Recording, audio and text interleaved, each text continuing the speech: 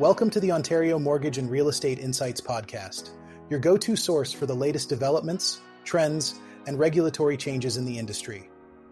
I'm your host, Steve Hamoan, here to provide you with insights sourced from reputable news outlets to help you stay informed and make well-informed decisions. This podcast is brought to you by Real Approved Inc., a trusted mortgage brokerage dedicated to helping Canadians achieve their homeownership dreams. Visit realapproved.ca to learn more about how their experienced team can assist you with your mortgage needs. Let's dive into today's episode. Today, we're diving into the recent discussions among Ontario's big city mayors about revamping development charges as a strategy to address the province's pressing housing crisis. This conversation took place during the 4th Annual Housing Supply Summit, an online conference hosted by the Residential Construction Council of Ontario. The summit focused on tackling the housing crisis with elected officials, housing sector leaders, and public opinion analysts, all weighing in on the challenges and necessary policy changes. London Mayor Josh Morgan emphasized the willingness of mayors to reconsider how development charges are structured. He highlighted the issue of statutory exemptions, such as those mandated by Ontario's Bill 23, which require municipalities to offer discounts on development charges for affordable rental units. According to Mayor Morgan, while there is openness to restructuring these charges, the current system leaves municipalities struggling to finance essential infrastructure without resorting to unpopular property tax hikes. Guelph Mayor Cam Guthrie added that consistent provincial funding is crucial to support the infrastructure needs tied to housing development. He pointed out that the rapid increase in development charges, which builders often pass on to consumers, necessitates provincial intervention. Toronto Mayor Olivia Chow echoed this sentiment, suggesting that the province should provide rebates to offset waived development fees, as municipalities still need to fund critical infrastructure projects like sewers and roads. Despite efforts to reduce development charges, Barrie Mayor Alex Nuttall noted a significant decline in housing starts due to high inflation and financing costs. This highlights the complex environment builders face, where reduced charges alone aren't enough to stimulate construction amid broader economic challenges. Mayor Guthrie also touched on the multifaceted crises cities are managing, from housing shortages to environmental and social issues, underscoring the need for holistic solutions. Corey Pacht from Fitzrovia, a major developer of purpose-built rentals, shared insights from the developer's perspective.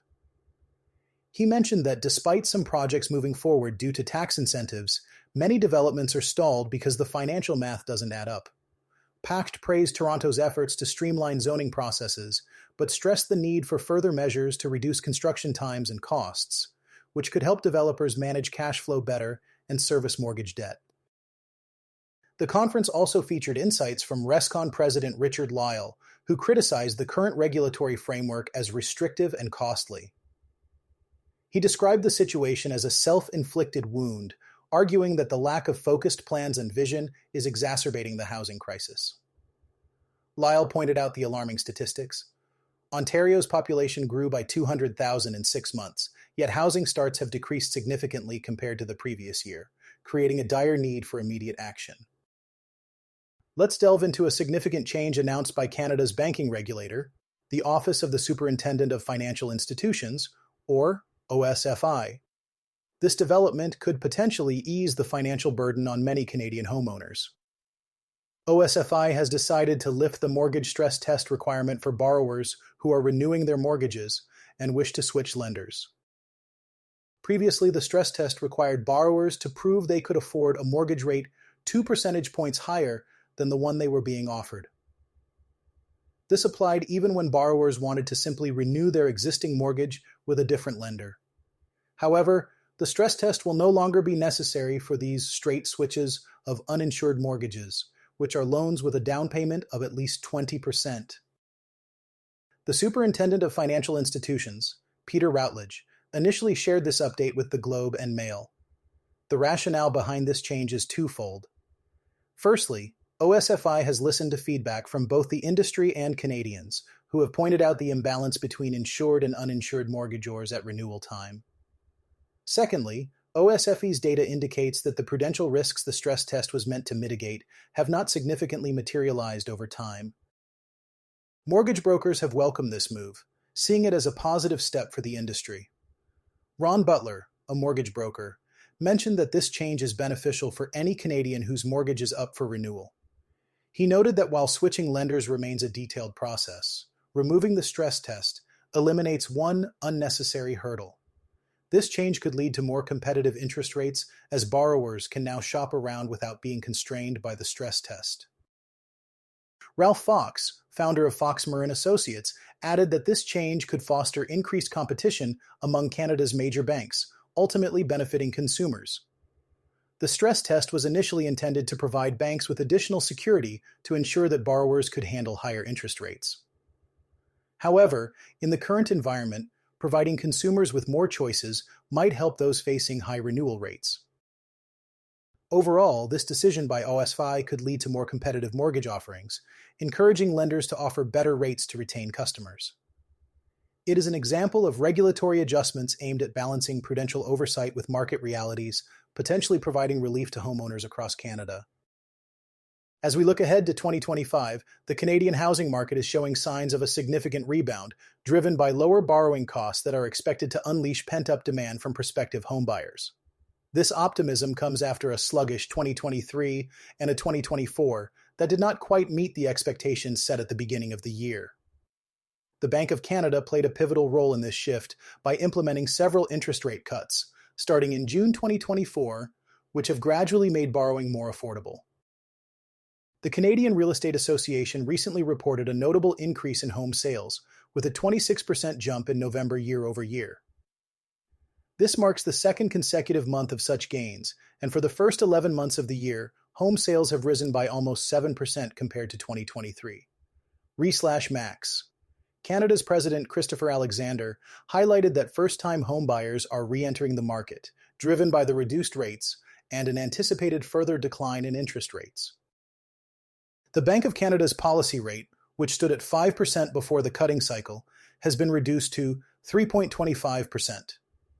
This reduction is part of a more gradual approach to future cuts expected in the new year. Alexander noted that while the initial rate cuts did not immediately trigger a market surge, the anticipation of further decreases has kept potential buyers waiting for more affordability. However, he cautioned that waiting too long could lead to increased competition as prices begin to rise again. In the Hamilton, Ontario area, broker Mike Heddle from Royal LePage State Realty observed a shift in buyer confidence, noting an uptick in offers on homes. He predicts that 2025 will likely see a balanced to sellers market, with more robust activity than the past 2 years. Despite the expected surge in demand, TD economist Rishi Sondhi warns that this wave of activity may not last throughout the entire year, suggesting it might peak by mid-year as the initial pent-up demand is exhausted. The national average sale price in November was just over $694,000, and with the anticipated demand, prices are expected to climb further, particularly in provinces like Ontario and British Columbia, where supply backlogs remain a challenge. However, recent federal mortgage rule changes, such as extending the maximum mortgage amortization period for first-time buyers, are expected to support sales and stabilize prices.